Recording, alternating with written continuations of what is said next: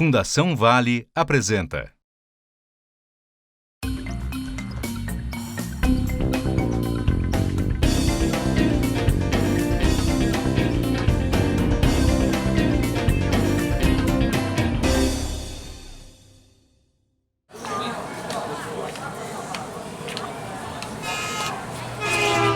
O grande desafio da sociedade brasileira que não está sendo enfrentado é o nó da terra.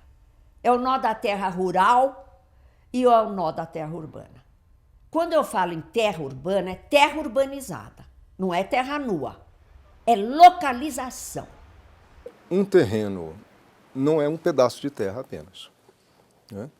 Fosse assim, um terreno na mais remota região do Brasil, né, no interior da Amazônia, valeria a mesma coisa que um terreno no Rio, em São Paulo ou em Belo Horizonte. Se a área é igual, e se for o valor da terra, por que ela é diferente? A terra não é cara, né? A terra urbanizada, servida, é cara, né? O que é caro são os serviços e a disponibilidade de terras com os devidos serviços para todos que necessitam. E esses serviços se chamam serviços públicos. Serviços de educação, de transporte, de lazer, proximidade com oferta de bens comerciais, enfim, culturais, educacionais, toda essa profusão de meios que se põe à disposição de um pedaço de terra na cidade, vem de onde? Vem do esforço coletivo, vem do investimento público que é feito com o dinheiro de todos. Como os serviços e a terra não são generalizados, não existem em todo lugar todos os serviços, aqueles lugares que têm serviços passam a ser bastante desejados e, com isso, o preço sobe como qualquer outro produto no mercado, né? Aquilo que é escasso, relativamente mais escasso, o preço, em geral, tende a ser mais alto. E isso leva essas pessoas para situações as mais periféricas possíveis, exatamente pela incapacidade de pagar os preços que o particular cobra por um pedaço de terra ou por um imóvel feito nesse pedaço de terra, que se vale de quê? O que faz esse imóvel valer mais? O investimento que é público. Essa lógica, né, tem que ser questionada. E o Estatuto da Cidade, então, ele traz instrumentos que dão a possibilidade para o poder público, de alguma forma, se apropriar dessa valorização que foi o próprio poder público que fez.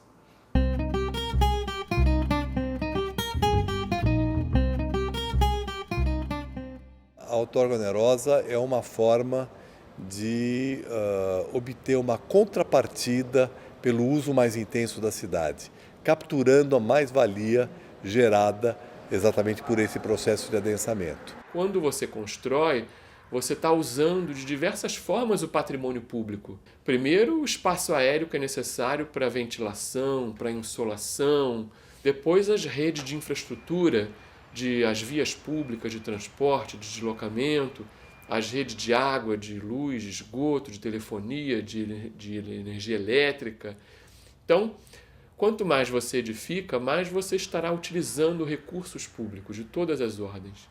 Então, o que se entende, né, um entendimento colocado na legislação de vários países, é de que esse que constrói, ele vai oferir uma vantagem, um lucro, um proveito, e uma parte desse lucro deve retornar para a coletividade.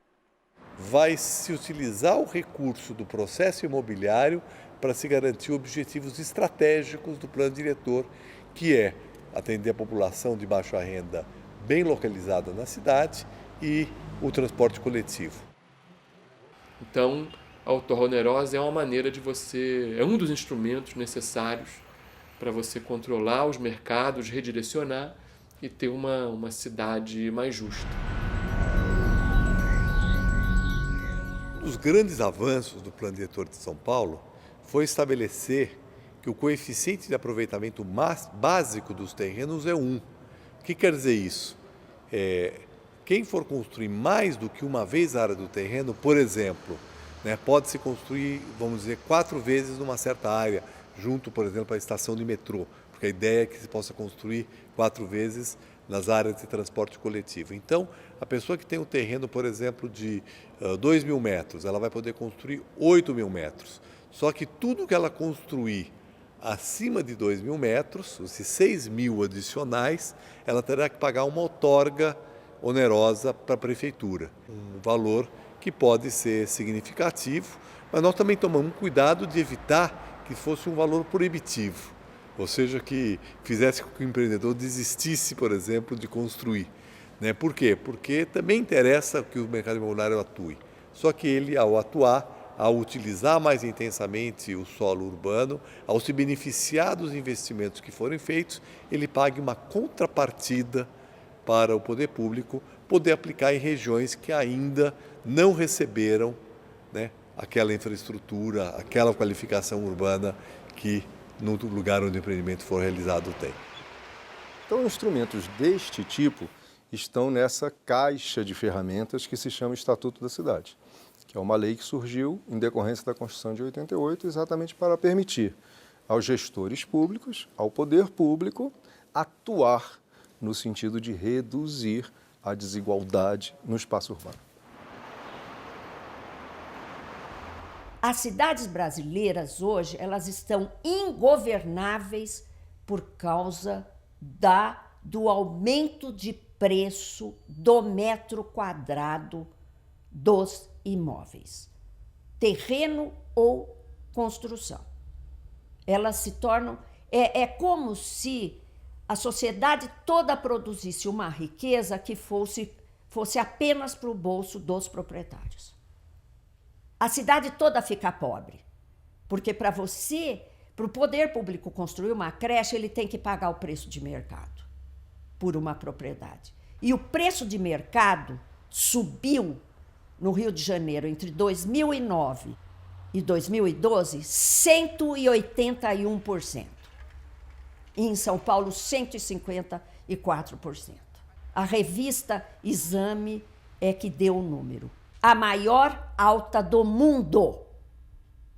Como é que a gente pode fazer uma cidade inclusiva, com essa especulação?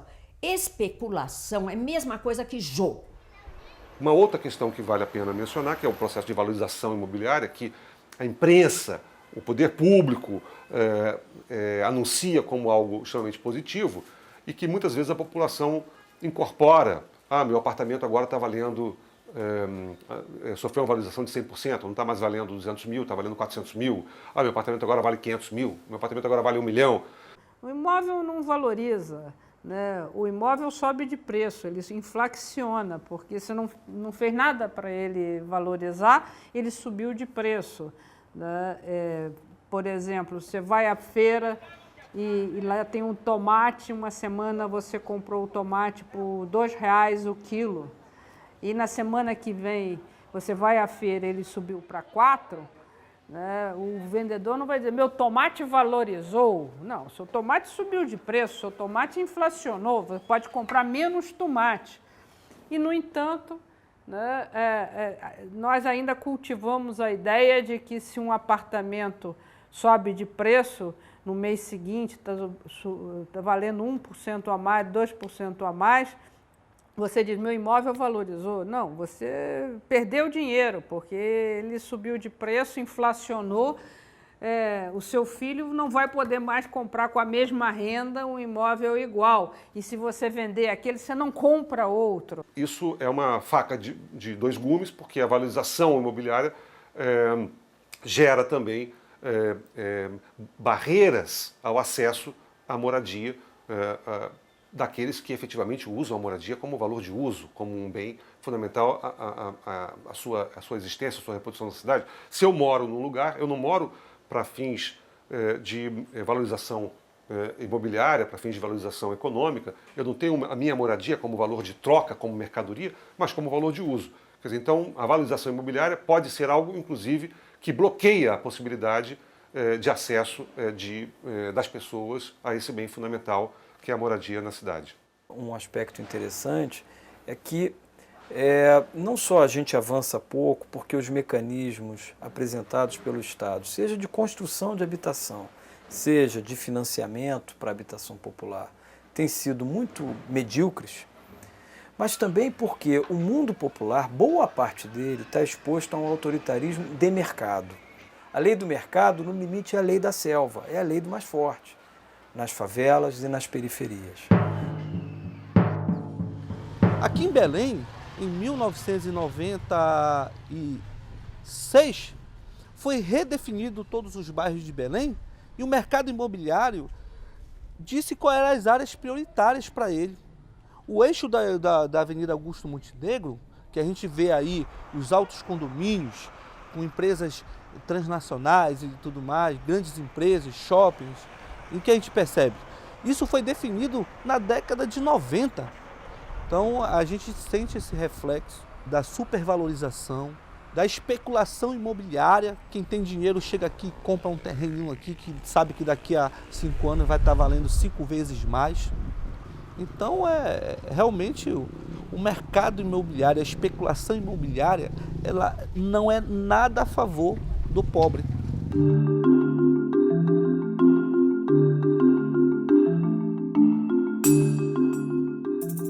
O IPTU é mal visto, é impopular, porque é um imposto muito visível, né? Não é como o imposto que você paga muito mais imposto e é muito pior distribuído que o IPTU quando você vai ao cabeleireiro, quando você compra leite, quando você compra uma roupa e assim por diante. Você paga uma enormidade de imposto de uma forma extremamente desigual, principalmente os impostos indiretos no Brasil, o consumo, que são distribuídos de uma forma bastante desigual, né? Faz com que o pobre, relativamente, pague muito mais imposto que o rico. O IPTU, de certa forma, é muito mais justo sobre isso, só que esse é um imposto visível e o outro imposto não é visível. Então você tem a reação das pessoas que não querem, o imposto em geral é cobrado de uma vez só, né? Você pode parcelar, mas vem aquela fatura. Então um imposto ingrato sobre esse ponto de vista. Agora, é um dos impostos principalmente a parte do imposto relativo ao valor da terra, é um dos impostos mais justos que existe. Evidentemente, as pessoas ficariam mais satisfeitas em pagar o IPTU se o poder público fosse mais claro em relação a para onde está indo o dinheiro, né? E também se elas participassem mais das escolhas da aplicação desse dinheiro. O IPTU não é um imposto para financiar investimento. O IPTU é tipicamente um imposto para financiar a manutenção do que a cidade dispõe, para que as ruas não sigam esburacadas, para que as escolas funcionem bem, tenham materiais, as escolas públicas, que os hospitais não faltam materiais, assim por diante. É um imposto para manter os parques, para manter a cidade funcionando, o serviço de segurança, assim por diante. É um imposto que você paga da mesma forma que você paga a taxa a taxa condominial do seu edifício. Tem que botar um segurança, tem que pagar mais.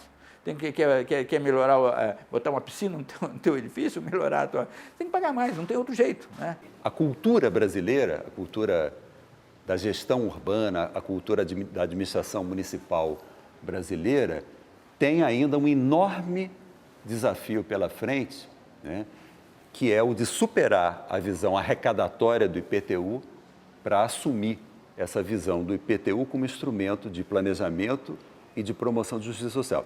Eu acho que na hora em que ele for aplicado dessa forma, para promover a justiça social, para compensar diferenças e desigualdades grandes, que são inclusive as maiores promotoras da chamada violência urbana, eu penso que quando isso acontece, ele vai perceber que o IPTU não é do cidadão ou do bairro, é da cidade como um todo. Ele vai passar a ter uma visão de conjunto da cidade. Ele vai parar de olhar para o seu próprio umbigo, exclusivamente para o seu bairro. E vai perceber que ele vai ter uma cidade melhor para todos, que é a melhor maneira de ter uma cidade melhor para si mesmo.